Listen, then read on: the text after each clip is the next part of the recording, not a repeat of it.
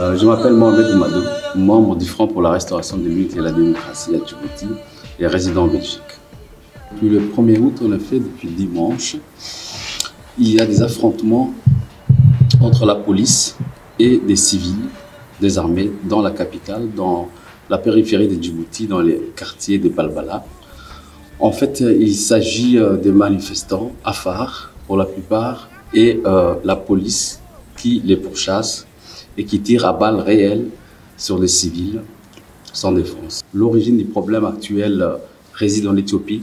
Comme vous le savez, l'Éthiopie, il existe de grandes tensions dans ce pays et on a l'impression que le problème éthiopien s'est exporté à Djibouti et cette exportation est faite par les régimes à notre sens. En fait, la situation est dramatique à Djibouti depuis plusieurs années. On a affaire à une dictature en place depuis 44 ans. C'est un pays qui regorge des ressources et des richesses, mais dont la population est privée dans son ensemble. La source de ces problématiques, c'est qu'il y a des populations qui vivent à Djibouti, qui sont les Somalis, les Afars, les Arabes. Mais en Éthiopie aussi, nous avons des Somalis et des Afars. Et apparemment, il y a eu une guerre qui s'est déroulée en Éthiopie et que la conséquence de cette violence est importée à Djibouti pour inciter les gens à s'entretenir à Djibouti. Justement, le gouvernement, comme je vous ai dit, c'est une dictature qui se maintient par la force. Et le gouvernement gère le pays par la politique de diviser pour régner depuis le début. Donc, ils incitent les gens à monter les gens les uns contre les autres. Et le fait que la population soit divertie par des problématiques qui n'ont rien à voir avec les vrais problèmes du pays permet au régime de perdurer dans les temps. Les principales victimes actuellement depuis dimanche sont Afars parce que dans les quartiers où les problèmes sont suscités apparemment par des policiers en civil qui se font passer pour des civils et qui attaquent des maisons Afars pour susciter la riposte de la police qui, soi-disant, vient pour maintenir l'ordre, mais qui tire à balles réelles sur les civils. Le bilan actuellement est de 7 morts à balles réelles. Un monsieur, un sage, un cheikh, un homme religieux a été brûlé dans sa maison dimanche matin, mais on a appris ça plus tard. Par la suite, le problème s'est étendu au quartier Afar d'Ariba. Et là, la police a tiré à balles réelles sur des civils aussi.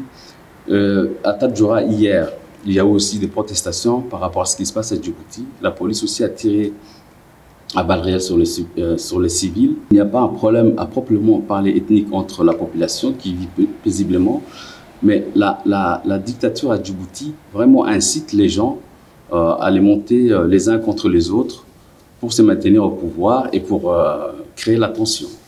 Et actuellement, la semaine dernière, le ministre des Finances a fait une déclaration sur Twitter parlant de ce qui s'était passé en Éthiopie, c'est-à-dire dans un pays voisin, et en accusant ouvertement une communauté d'avoir causé le massacre sur une autre communauté, ce qui a chauffé à blanc sur les réseaux sociaux toute une communauté somalie, Issa, qui a appelé à se venger, à venger les morts en Éthiopie. Mais je l'ai dit, ni les autorités éthiopiennes, ni les régions, les États régionaux en Éthiopie n'ont confirmé l'existence des massacres, même des génocides dont parlent certains sur les réseaux sociaux. Et ce qu'il y a, c'est qu'il y a des guerres, ça ne date pas d'aujourd'hui, il y a des guerres depuis 1964. Mais la conséquence aujourd'hui, c'est qu'on invente des événements qui n'ont pas eu lieu, comme des massacres, et on essaie de les importer à Djibouti pour que certaines populations se vengent contre une autre. Ben, Djibouti est indépendant depuis 1977. Depuis cette date-là, une dictature clanico-familiale s'est installée et qui a mis sur les bancs toute une communauté qui est discriminée, qui ne bénéficie pas des ressources du pays. Ce qui a provoqué une guerre civile en 1991 et qui dure jusqu'à aujourd'hui parce que cette dictature tribale, elle se renferme de plus en plus et aujourd'hui elle se limite à une cellule familiale. Les bases militaires contribuent à raison de plusieurs centaines de millions de dollars. Mais cet argent n'est pas comptabilisé dans les budgets de l'État. Il est évacué par un circuit parallèle géré par les présidents de son entourage Idem les ressources portuaires qui sont énormes. Rien que l'Éthiopie, qui dépend à 100% du port de Djibouti pour son import-export, contribue à 700 millions de dollars par an, rien que pour les transports, pour les taxes douanières. Et tout cet argent est utilisé par la famille au pouvoir. Et les bases étrangères présentes à Djibouti aujourd'hui sont les témoins de la dégradation de la situation, parce que notre crainte actuellement est que les régimes suscitent vraiment des tueries à grande échelle au sein du pays. Nous entendons parler des réunions qui se déroulent au sein des casernes de la garde présidentielle chaque semaine pour susciter des conflits qui se déroulent en Éthiopie, mais aussi pour se préparer. Apparemment, il y a des armes qui sont importées. On nous parle des distributions d'armes blanches dans la capitale. Ce que nous craignons vraiment, c'est que toutes les conditions seront réunies pour qu'un génocide ou des tueries à grande échelle se déroulent à Djibouti. Et nous interpellons la communauté internationale, notamment les bases françaises, américaines, japonaises, chinoises présentes à Djibouti, à protéger la population civile. D'ailleurs, dimanche, il paraît que des drones américains ont filmé la scène des tueries qui sont déroulées dans les quartiers de Balbala et d'Ariba. Et qu'on voit clairement que c'est la police qui suscitait vraiment ces tueries. Et on a l'impression que le gouvernement voulait qu'on venge les défaites qui se sont passées dans un autre pays.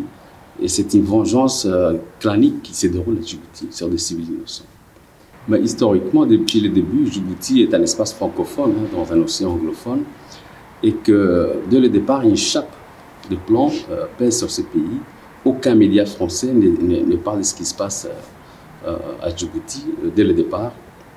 Et cette problématique s'est accentuée actuellement, même où la mondialisation existe aujourd'hui, et qu'au lieu de permettre à ce que cet espace s'ouvre, une chape de plomb médiatique existe encore. Les seules fenêtres qui existent, c'est les réseaux sociaux, mais qui malheureusement ont leur dérive. Et aujourd'hui, ils jouent une part importante dans l'incitation à la haine à Djibouti. Le gouvernement belge n'est pas trop impliqué dans la Corne de l'Afrique. Sa sphère d'influence, comme on le sait, se déroule dans les Grands Lacs. Mais le gouvernement belge a la responsabilité d'agir au sein de l'Union européenne pour apporter sa contribution. Parce qu'il ne faut pas oublier qu'une grosse partie de la diaspora djiboutienne présente à Djibouti sont des réfugiés qui ont fui leur pays, des demandeurs d'asile, et à qui la Belgique a accordé les droits d'asile. De ce fait, la Belgique doit s'impliquer au sein de l'Union européenne afin vraiment d'agir, d'œuvrer pour une réelle démocratisation à Djibouti. Aujourd'hui, ce régime est les problèmes. C'est un régime planique qui n'agit pas dans l'intérêt de la population. Nous appelons à la fin de ce régime, à ce que ce régime parte. Nous appelons à une transition politique à Djibouti qui doit jeter les bases d'un vrai État national dans le pays.